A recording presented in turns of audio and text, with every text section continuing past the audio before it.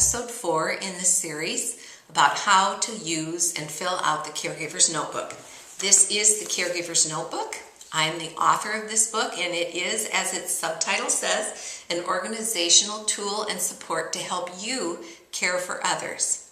Now, I know my previous books have all been for parents of kids with special needs, but this notebook, it broadens the scope of my writing and reaches out to a larger audience that includes any caregiver caring for anyone of any age. Maybe a child, maybe an aging parent, maybe a spouse, or maybe you are a baby boomer, someone in your 50s or 60s, and you just want to get all of your information, your medical information, your insurance information, and your legal documents all in order, just in case something would happen. It would be ready for your spouse, or it would be ready for your kids so they could pick up and give you the best possible care when that time comes.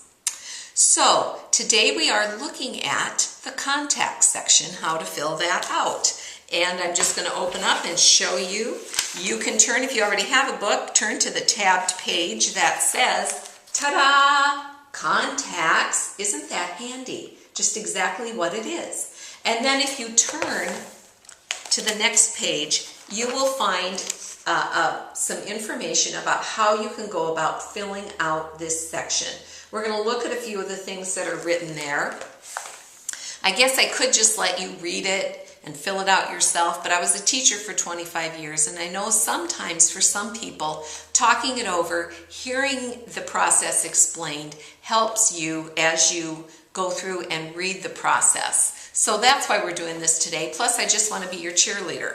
And I want to remind you, too, that there is no need for you to try to fill out this entire Caregiver's Notebook in one go. I would suggest, and I think I mentioned this in episode 2 about how to fill out the emergency information, just choose one section at a time, work on it, and then when that one's done, go on to the next section and the next section. Don't stress yourself out and try to get it all done at once. Every bit that you get filled out and keep up to date, you're further on than you were before. So look at it that way and take the time you need to get this book filled out. The contact section is for any people that are important to you as you care for your loved one, or people important to your loved one. Let me give you an example of that. My mother's oldest cousin just died this last fall. She was 97, still living in her own home, barely had a gray hair on her head, but Doris died.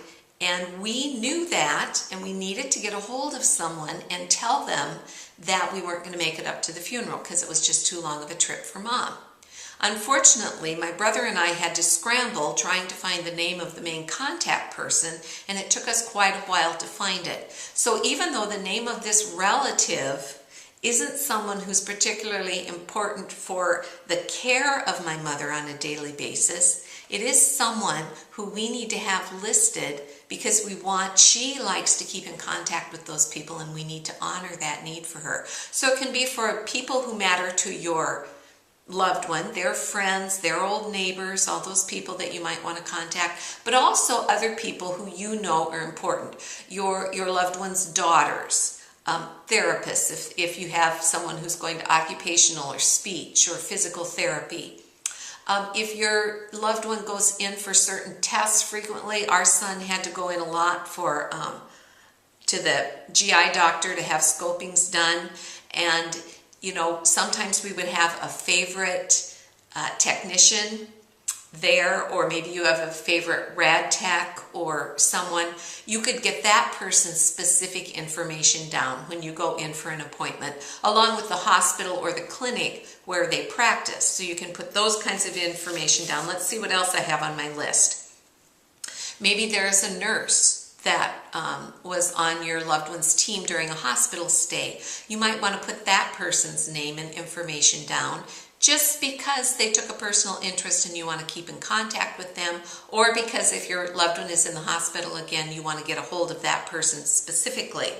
You might put information down about your church or your faith community, your pastors, people who are in charge of visitation, people who might want to help out sometime. Any of that information can go down. Your neighbors, your friends, your family, anyone who is willing to come in and visit with your loved one or is involved in your loved one's life in any way, maybe even doing some informal caregiving or babysitting or adult daycare kind of things.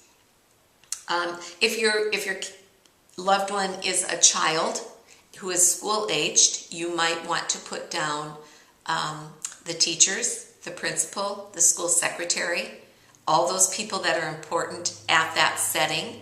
If your child or loved one lives in a residential care center, you're going to want to put down some information about people there, both the residential center in general and certain specific people who are key to your loved one's care. Again, as you fill out this section, use pencil. And even though you may fill this section out and feel like it's done, this is a section that never is really done, because every time you visit a new healthcare provider or a new therapist comes in the picture or a new in-home healthcare person comes in the picture, you're going to want to include their information. Now, how are you going to go about getting the information? Well, there's several ways. Your first visit or your next visit to any healthcare provider, ask them to give you either a business card or a piece of letterhead. Then tuck it in the back, in the very back of this notebook, there is a lovely pocket page, two-sided pocket page. And so you could stick the information in there, and then when you get home, you can put that information in here in the contact section. You might also ask in-home providers or people that come in and spend some time with your loved one in the home, just ask them the next time they come, would you fill out all the information you can on one of these contact boxes about yourself? And you can have it done very easily. Just ask them again. Use a pencil. You can also ask for when you're at the doctor's office or the therapist's office or the hospital, if you're what I call a frequent flyer and you go in and see that same provider often and you know who you are, we were those when our son was little, to the point where the doctor started finally just sending home bottles of the antibiotic powder because we knew when our son was getting an infection, and that way we could add the water and just start giving it to him without having to go directly in and get ahead of whatever was coming. If you're that kind of frequent flyer at your doctor's office or your therapist's office, ask the nurse to give you his or her direct number, so that when you call and you have a request and they know that you know what you're talking about, you will bypass the front desk and you'll be able to get directly to the nurse's either line if she's there and she'll pick up, or voicemail, and you'll be able to leave a message and that person will get back to you very quickly. So ask for that. Another way to find the information is to go to websites. If it's an organization like a hospital or a clinic, you can just go to the website and get a lot of the information there and then fill out what you still need. Maybe give them a call and ask for the information. Now, again, I'm going to show you one of the blank forms. There are 3 of these blank forms on each page. I didn't count up how many there are total, how many pages there are total, but there's plenty because I wanted it to last you 3 years. Now, there's no alphabetizing,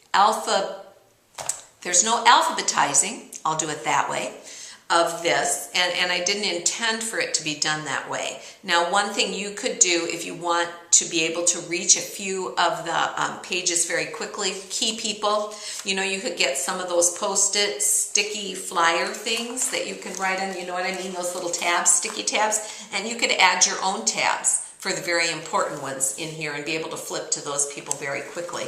That's probably what I would do. Now, another thing that I have, because some of this information is a little confusing, and again, all this information is written in at the very beginning of this section, but I also have at the second page at the beginning of the section, I have a sample box all filled out for you so you can see what they look like. For those of you who are visual learners, I know that's very important. So look that over. But if you have any questions about how to fill it out, at the bottom of this web page, there is a place where you can leave comments. And you're welcome to ask questions that you might have.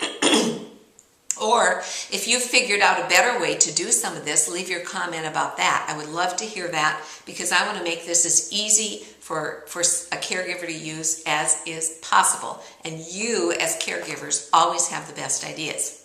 If you have a question or comment that you don't want to be spread out on the web for all the world to see, you can go up to the top of this page and hit the contact button, and that will take you to a link to my personal email, and you can contact me that way, and I will reply back to you and try to answer your question or give you any feedback. So that is the contact section. As I said, it's a work in progress. You're always going to be adding to it and maybe getting rid of some. And then, if you run out of boxes and some of them are not usable anymore, you can just erase them and reuse the box again. Next time, we're going to be talking about the notes section. That will be episode 5. So I hope you come back in a week. Remember, take your time. Don't stress yourself out. Fill out. Take as much time as you need to fill out this section, and then go on to the next one when you're ready. That's it for today. I hope that you understand a little bit more about how to fill out the contact section, and I invite you back for the next episode. Until then,